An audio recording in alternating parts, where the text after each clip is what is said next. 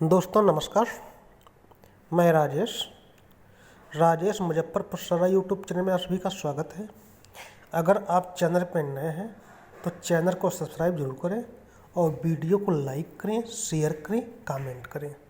आज हम आपको समक्ष कबीर के कुछ दोहे लेके चल रहे हैं, तो चलिए शुरू करते हैं। मलमल धोए शरीर को, धोए न मन का मैल, नहाए गंगा गोमती, रहे बैल के बैल। इसका अर्थ है, लोग अपने शरीर को तो बहुत अच्छी तरह साफ करते हैं, लेकिन मन के मैल की सफाई नहीं करते। वे गंगा और गोमती जैसे नदी में नहाकर खुद को पवित्र मानते हैं, लेकिन वे मूर्ख ही रहते हैं। मान महानतम प्रेम रस, गरबा ताड़ गुड़ नेह, ए सबहीं अहला गया, जबहीं गया कुछ देह। इस दोहे में कबीर कहते हैं कि मान, महत्व, प्रेम, गुड़ और स्नेह ये सभी पानी की तरह बह जाते हैं जब किसी व्यक्ति से कुछ देने के लिए कहा जाता है।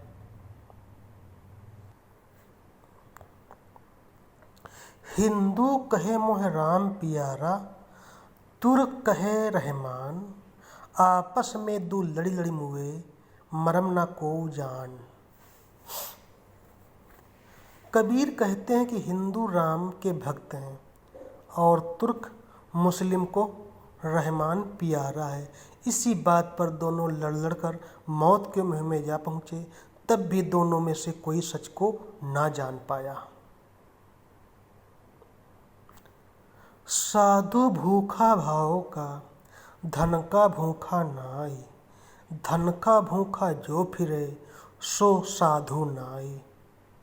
इनका कहने का मतलब है, साधु जो है भाव का भूखा होता है, उसके धन का लालच किसी भी प्रकार का नहीं होना चाहिए, और जो धन का लालची होता है वो कभी साधु नहीं हो सकता।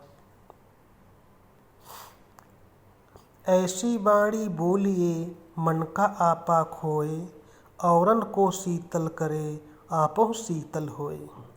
इसमें कबीरदास जी कहते हैं कि ऐसी बोली बोलनी चाहिए जिससे कि सामने वालों का को अच्छा लगे और हमको भी अच्छी लगे।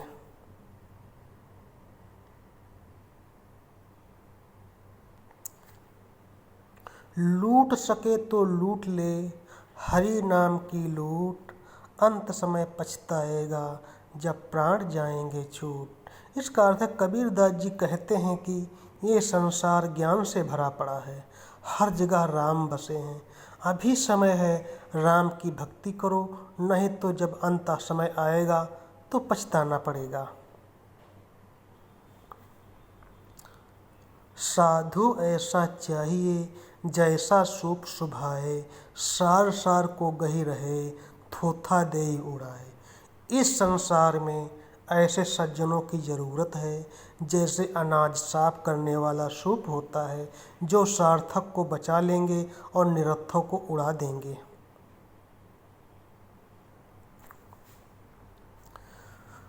बड़ा भया तो क्या भया, जैसे पेड़ खजूर, पंछी को छाया नहीं, फल लागे अति दूर। खजूर का पेड़ बेशक बहुत बड़ा होता है,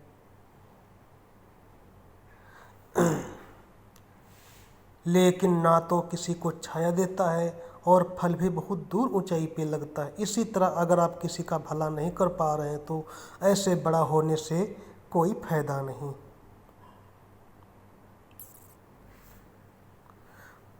पाहन पूंजे हर मिले, तो मोय पूंजू पहाड़, ताते है चाकी भली, पी सिखाए संसार। कबीर कहते हैं कि पत्थर पूंजने से यदि ईश्वर मिलता है तो मैं पहाड़ पूंज लूँगा। इससे तो पत्थर की चक्की अच्छी, जिसमें पीसा गया अन्न लोगों के पेट भरने के काम आता है। चलती चक्की देख के दिया कबीरा रोए, दो पाटन के बीच में साबुत बचा न कोई। चलती चक्की को देखकर कबीरदास के आंसू निकल आते हैं। वे कहते हैं कि चक्की के दो पाटों के बीच में कुछ साबुत नहीं बचता। जो व्यक्ति दो लोगों के बीच में फंस जाता है या दो का एक साथ करता है, उसका भी ऐसा ही हाल होता है।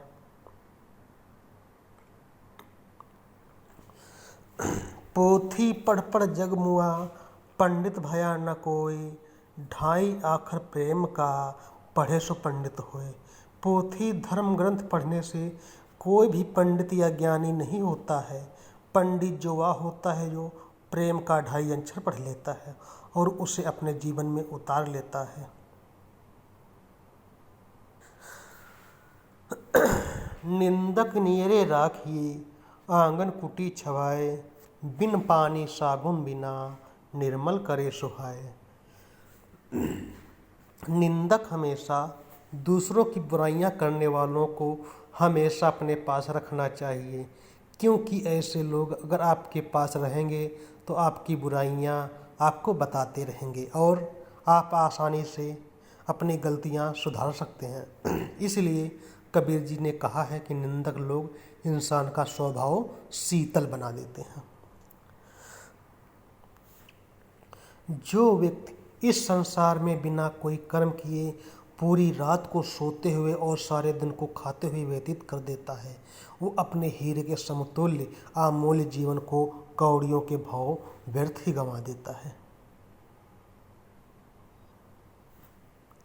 इस संसार का नियम यही है कि जो उदय हुआ है वह अस्त होगा, जो विकसित हुआ है वह मुरझा जाएगा, जो चिना गया है वह गिर जाएगा और जो आया है वह जाएगा।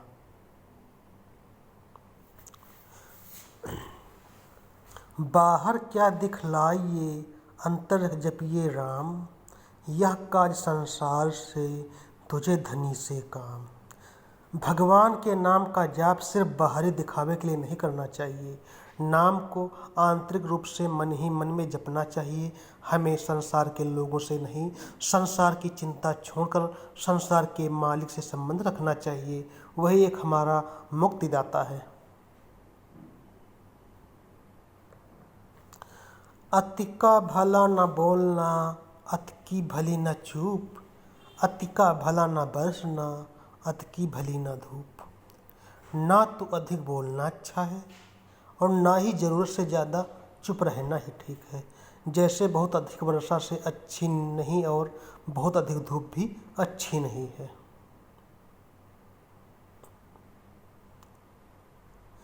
आज के साथ इतना ही।